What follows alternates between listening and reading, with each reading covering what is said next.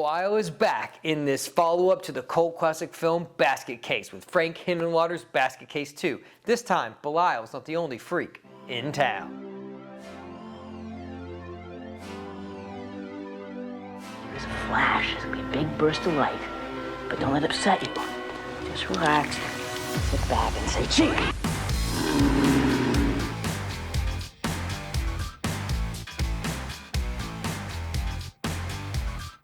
Basket Case 2. Hey everybody, welcome back. Today we're going to be discussing the follow-up to the cult classic film Basket Case, Frank Henenlotter's Basket Case 2. Now, I love this film so much. It's a great follow-up that expands on every level of what was previously done, and I just love all of the creatures. I love the uniqueness and the creativity that was put into this film. This film was actually directed back-to-back with Henenlotter's other film, Frankenhooker. If you've never seen that, I highly recommend you watch that. It's kind of a dark comedy. I really like that film, and I feel it's underrated and not talked about enough, so maybe one day I'll discuss that film on the channel. Now, I recently picked up the 4K version of Basket Case, which I actually re-watched before watching this film. I went with the retro VHS artwork from the Arrow store. I really love this film, and for this film, I watched the Synapse release of Basket Case 2. They also do have the third one, which I also do own. If you want to see me cover the third one at some point, let me know in the comments down below. But here we pick up directly after the events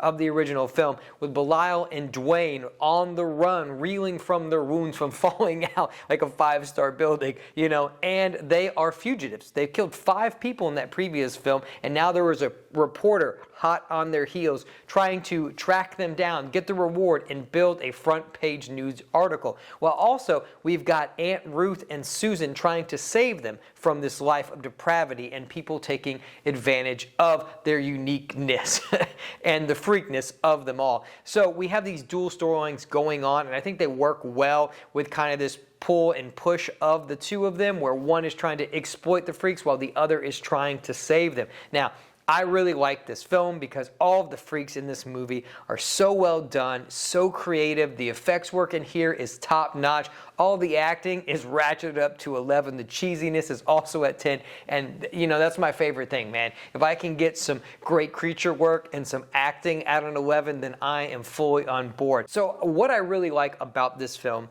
overall is that it just kind of, you know, delves into the story between Belial and his brother, and we have to kind of see what's going to happen between them. Are they fated to rejoin in an epic conclusion at the end of this film?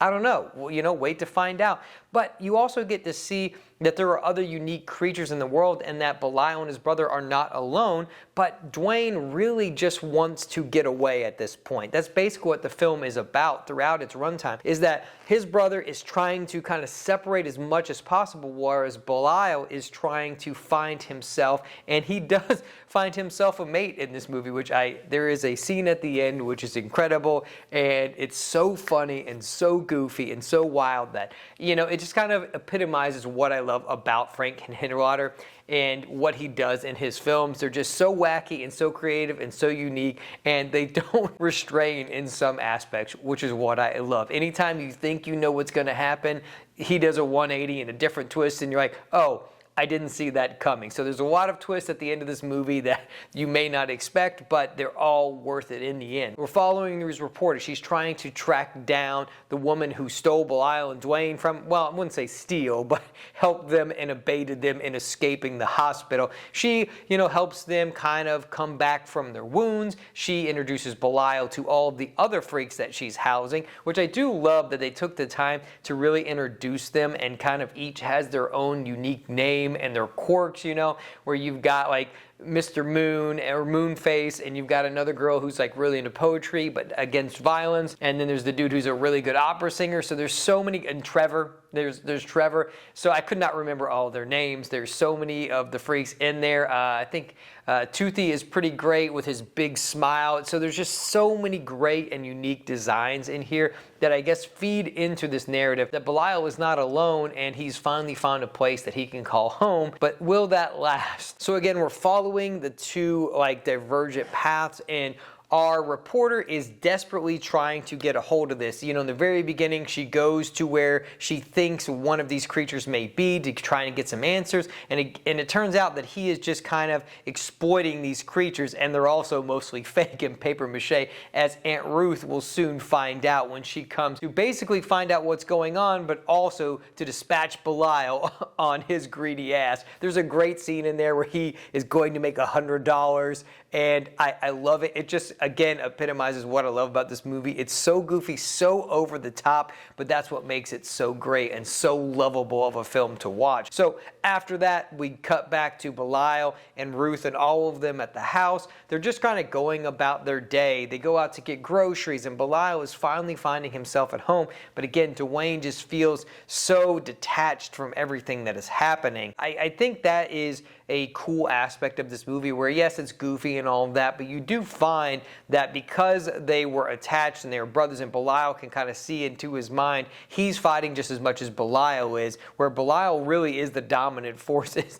And Duane, as Henenlotter says himself, is basically just walking around in different states of horror throughout this whole movie, where he's just like dumbfounded most of the time. In the way he looks, he's just kind of like, he's just in bemusement a lot of times. He has no idea what's going on. He's just trying to get the hell out of the situation that he's in.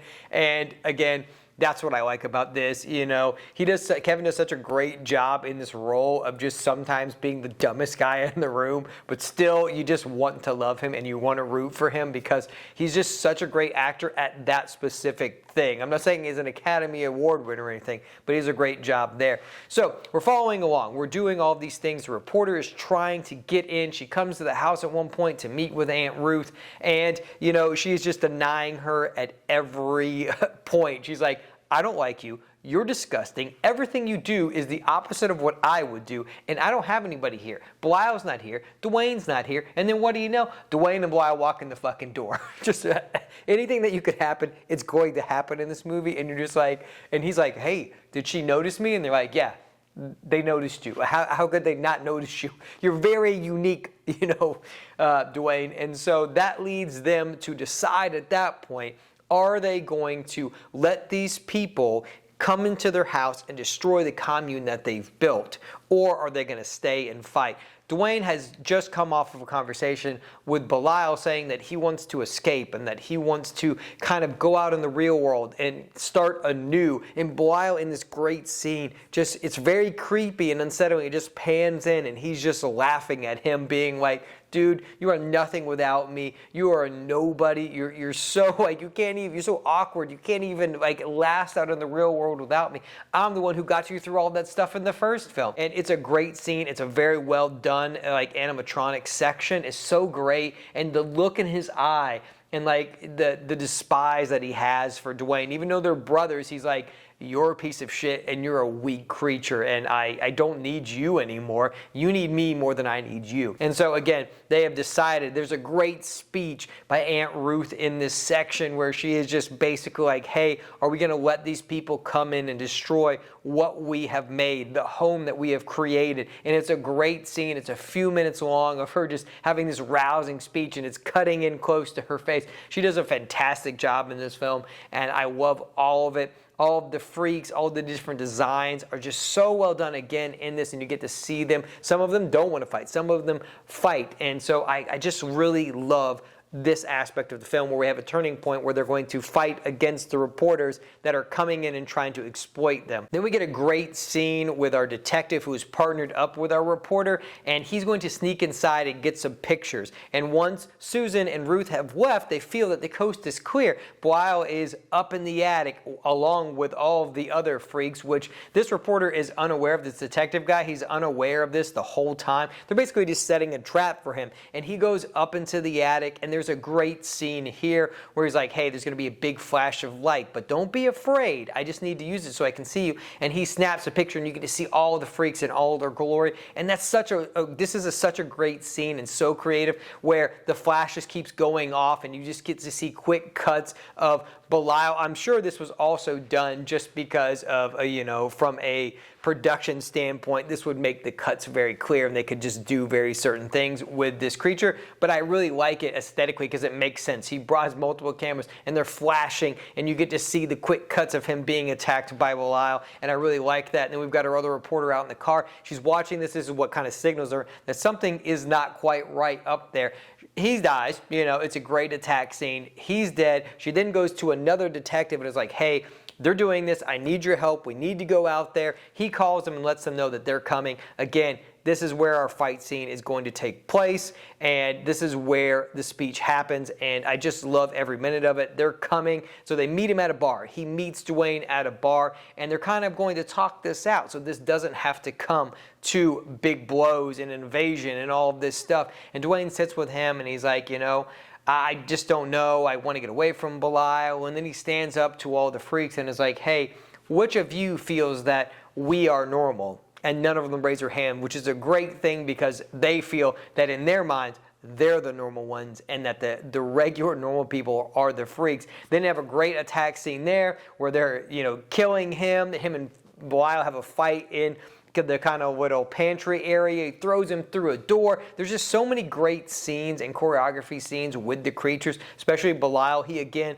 even though there are these other freaks, he is the star of the show in this. And I think in the behind the scenes, they also do talk about this, where when they were talking about designing these creatures, he was still first and foremost in this movie. They didn't want to backseat Belial in this film.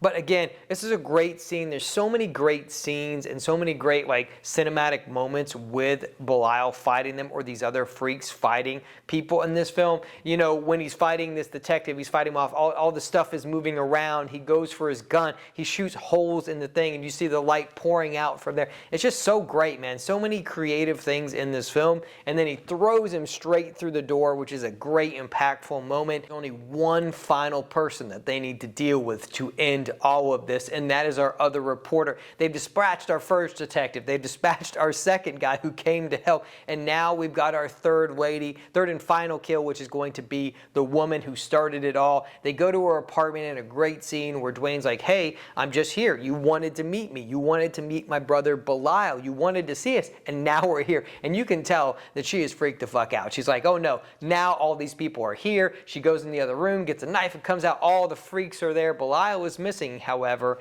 and we come to find out, where is he hiding? You want to meet him, I don't know why she opens the basket. She opens this basket. Why would you do a thing where you know that Belial hides in baskets and then you open the damn basket, which is exactly what she does in this movie. So dumb. Again, Belial jumps out, and then yet another great scene in this film. We end up where they're all watching as this horrific stuff is happening and Belial is mangling her, and then it patches over to her, and her face is just all twisted up. It's great. It's gory. It's fantastic. And he goes, I guess you're a freak now too. It's so good. And then we cut to, what is the climax of our film, where they're all happy, they're all partying, they're doing all of this, and you're just like, man, what happened with Eve, who was introduced earlier? I know you're probably thinking oh, there's also Eve, and I've waited to this moment to discuss Eve because I kind of wanted to discuss all of this at the end. Specifically, we did talk about their little love thing. It's going to get weird at the end. And this is kind of like the juxtaposition between the two, where you've got Duane and Susan, and you've got Belial and Eve, and each is kind of having a very different experience in these moments, where Belial and Eve finally find that they have something in common. They found happiness because Eve has been struggling with this, the whole time throughout the film, where she's been very depressed and very lonely, and Belial has finally brought her happiness and a little bit of something else, if you know what I mean. And so we finally get to sit down with Susan and Duane, where he's going to confess his love, and he's like, hey, I want you to run away with me, and not from me. He might in a minute, though. Anyway, they have that discussion, and she's like, no, I'm not like you, I'm not normal. We both belong here. So they start kissing, and they start making out, and, he's going to start, making his advances, and she's like, I can't. And he's like, why? She goes, I'm pregnant. And you're like, okay, hold up. How is this bitch pregnant? You're just thinking, what is going to happen now? What freaky, disturbing thing is going to happen in this film now? And all of a sudden, she kind of, pulls down her blouse or whatever, and then this thing just shoots out of her stomach, and you're like, holy shit, this bitch has this giant worm growing inside of her, and he's like, it's fine, I don't understand. What's the problem? Look at me, Duane. Look at me. Look at this. It's like an alien coming out of her. And it's just one of those things where you're just like, when you thought it was going to be this wholesome moment where because Belial and Eve have their thing going on, you think that Susan and Duane are going to have their thing, and he's finally going to get some peace, and he's finally going to get to run away from her because he's in love, and he's finally found some love. And instead, he is horrified by what he is seeing here. He is like, I don't care about what is going on here. I am not having sex with somebody that's got, a face hugger bursting out of their stomach. It's just not going to happen. I have bounds, and we have reached them. I've seen enough weird shit in this place. I'm getting the hell out of here. And this leads to him going and taking Belial and sewing his ass back onto him. Because now, if he can't do this and stuff, the only thing he feels is right is sewing Belial back onto him and going back to where we started in this film. So that's really the bulk of the film. That is the whole rundown of the movie. I love Basket Case 2 so much. It's so wild. It's so weird. It's so wacky. It's got so many memorable moments throughout the film. I actually prefer it to the original, even though I think the original is fantastic. This is kind of, the production is so much better. It's got way more money behind it. The first one was such a cult success that you can see that they took the time and expanded upon every aspect of that original film. I still really do like the film, but the second one does ratchet everything up in every angle, and it just has a better storyline, I would say, along the whole thing. And I just really like this film. It's one of my favorite sequels just because it does so much with so little sometimes, and I just really like that aspect of the film. So let me know down in the comments below, what do you think of Basket Case 2? Which is your favorite out of this trilogy of films? Again, do you want to see me cover Basket Case 3 in the future? Let me know all that down below. Do you have any of these releases? Did you pick up this 4K? There's so much for us to discuss, and I want to discuss it all with you guys in the comments. All right, that's pretty much all I've got. Thanks for stopping by and watching my review of Basket Case 2. If you like what we do here, consider becoming part of the collective. Like the video, it really does help. Share this with anybody you think would like my content, and I'll talk to you guys in my next review.